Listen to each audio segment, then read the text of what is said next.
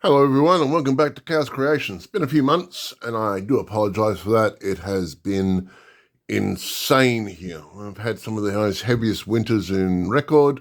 I got a bad case of COVID and I also went on holiday to Bali. So it's been good and bad. But I have been back and I've been getting right in deep back into Mordheim. Now, there's a few changes been going along the way, but I wanted to show you my latest piece. Now, this is a ruined church. You can see I've got a little miniature on there as well.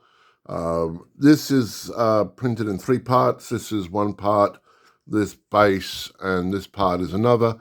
And the other bit is the steeple here. In total, I think it took about a day to print, and it took about 2 days to paint. Now, normally whenever I do 3D printing, I have a tendency to buy grey filament, and then what I'll do is I'll paint it. And the reason why I buy grey is when you're dealing with clients, you can show it and it has a natural shadow to it. It looks really good. But I've been noticing the price of filament has been going up and up and up. Now, the place I normally go to is a place called JCar. It's an electronics store, not too far, about a 5-minute drive from me. But for a roll of filament, you're looking at about $25 Australian, which is a little expensive, to say the least.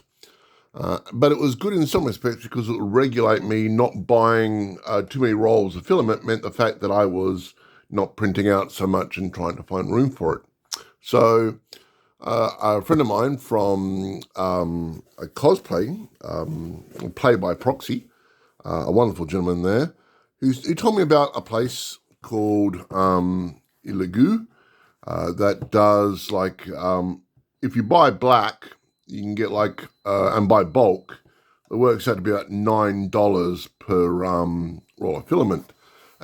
And consequently, I've gone a bit nuts. So behind me is a whole lot of terrain. I'll get to that in a minute, but you get like, I think it's like 12 rolls for about $150, which is pretty good value. I'll just go briefly with this and then I'll just show you some of the more wackier things I'm doing with Mordheim, and you can tell me that I'm a lunatic. So this is, just let me get the little wizard off here. Printed all at 0.2. Now normally I would paint it, if it was grey, in black and then dry brush it in white and so forth. But because it's all black, I'm just putting the white over the top straight away and not worrying about the undercoat of black. Now, the reason why I would normally do that is to hide layer lines, but these days I am not overly fussed with layer lines with terrain. It's going to be there anyway, and you can put putty primer on there, you can put floor varnish on, and it will get rid of a lot of the lines, but at the end of the day, I always say that terrain is the third player on a board. So it wants to look nice, but it wants to be functional, and for me, as long as it looks nice, I'm happy. So I painted a dry brush in, I think it was this, which is like a very dark grey, and then I've gone over with a light grey.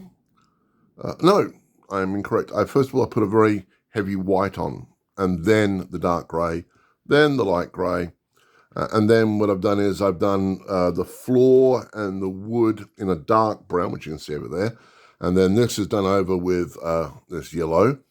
And this part here is just Kislev flesh. And then I've done a bit of white highlights on certain areas. And this is just Tesseract green that's been watered down a little bit. And that is Mastifo red with an orange dry brush on the top and a little bit of silver. And that's it. And it's very simple to do. And it looks absolutely beautiful the way it is. And that, is what I want for the table. I just be able to pop down, bang, there we go. Now, I want to show you exactly a few things that I'm doing. Just let me put that away. So here is like a blacksmith I'm working on. I'm just printing out the roof as we speak. And so what I'll do with this is I'll just give it a heavy dry brush in white and then do the grey and so forth, or maybe do this differently and have like, something or other, hammer, paint up a different way. But this is all stuff that I just want to be able to pop down on the board, so people can hide behind. I don't really think they'll be going into it as much or inside. But if I have a D&D game, it'll be quite handy. But It's mostly for, like, stuff to hide behind as you're moving around and attacking one another. So that'll be it. Now, as I said to you, I'm working on some insane stuff. So I have a Chaos Castle, and then it's a Chaos Tower that is about, I don't know, about yay big, and it stands about 3 feet tall, and it has a bridge off to one side, which is like sections. Let me show you one section of that bridge.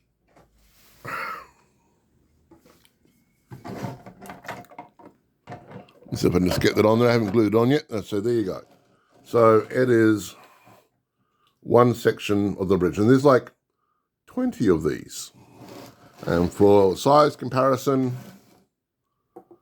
there's my Mordheim miniature in the middle there. So on here is a part of a tower, and then it sort of leaks off and goes down like a corridor type thing, and so forth. It is insanely huge. And if I'd known it was going to be this big, I may have printed. I mean, don't get me wrong, for size comparison, it fits there quite nice. You can see, the dude can see between the gaps and such. And it is beautiful. I mean, it's as always with Warhammer, it's a lot of skulls. Skulls here, skulls there, demon skulls, devil skulls, you name it, skulls, skulls, skulls. And yeah. Now, the problem that I'm having at the moment is kind of a real one. Room.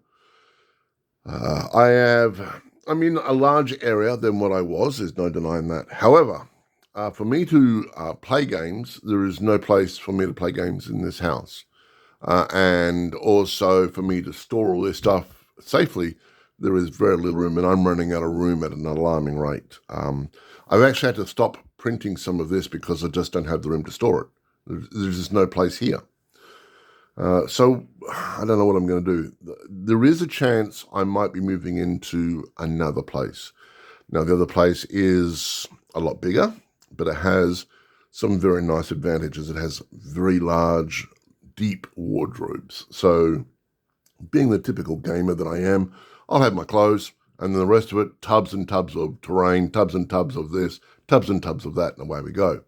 Also has a absolutely insanely long kitchen. So in theory, you could put a 6, even a 7-foot table in there, and you could put some MDF on top of it, bang, away you go, and you can start playing games on it, which would be nice. The place I'm in now, you really can't play games. It's open living, and it's just, everything's on top of each other. I couldn't bring people over and play a game safely. It's just not going to happen.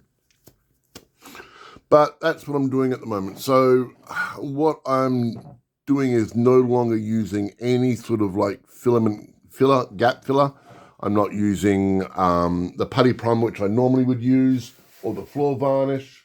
It's just bang, bang, bang, get it out there, and away we go. And, I have buckets of terrain waiting for me that I've printed to put out there and so forth. And if you might see in the background, I've actually got the fort that you buy from GW as well. I bought one of those. That's got to be done. And I also got some of the plants from GW and a couple of the Lord of the Rings towers and buildings and so forth, just so I can have Mordheim games, and away we go.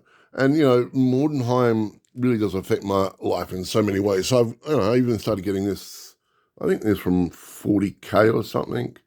And I'm just put them down as like abominations and such. So, if I do a Cult of the Possessed, I can have, a possessed monster, or, one of these guys as well, and just have it out there going, hey, well, that's my creature on the table wandering around. Now, the base is pretty huge. I might need to downsize that base a little bit and maybe put him on a 40 by 40 or even a 30 by 30 if possible. But still, we'll see how we do. Now, I have been lucky enough to pick up a Witch Hunter's warband. It was a little expensive. It was 350 Australian. It is what it is. I mean, I'm in the most remotest city in the world, so me finding an entire warband with a few extras is rare enough, let alone, finding 2 or 3. So I'm on the prowl at the moment for an undead warband, and I might have a Carnival of Chaos and hopefully bits of a Possess that I'm slowly putting together. and assist as a sigmar, and the Amazons and so forth are still in the wind. We'll see what happens. So, yeah, this is what I'll be doing for the next couple of months. Hopefully, sometime soon, I'll get confirmation that the house is going to be usable, and then I will start packing everything up and moving it in there. Now, that said, what I might do is change things around. Normally, I do this. So my computer table is just right next to me there. So it's like one long table of crafting, computing, and I do all the editing over there. What I might do is, and we'll see how we do, is I set up the bedroom / computer room and start doing my videos from there, and then have just the crafting room be pure crafting and nothing else, and just have lots of tables and chairs and so forth, so I can craft to the wee hours of the morning and hopefully not annoy too many people.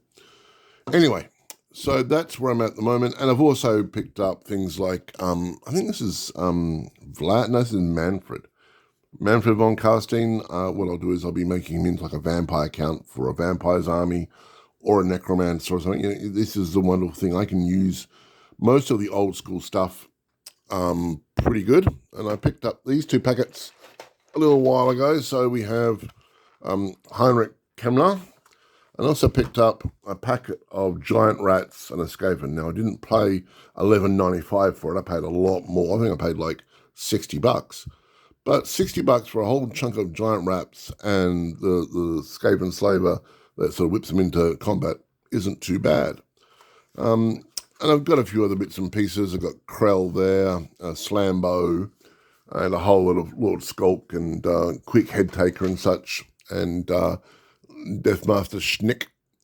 And also, if I can just quickly get him, I've got a whole lot of these older miniatures. So these are the older Realms of Chaos. Over there, I've got about 30 of them, and I'm slowly but surely getting through them. And hopefully we can give them new life because, I love the older miniatures. This is back when GW had style, the models were just individually amazing, not just copycated, popped out. This one has a slight deviation from this one, but, these are all individual and all absolutely wonderful. I mean, look at this dude. It's a spider.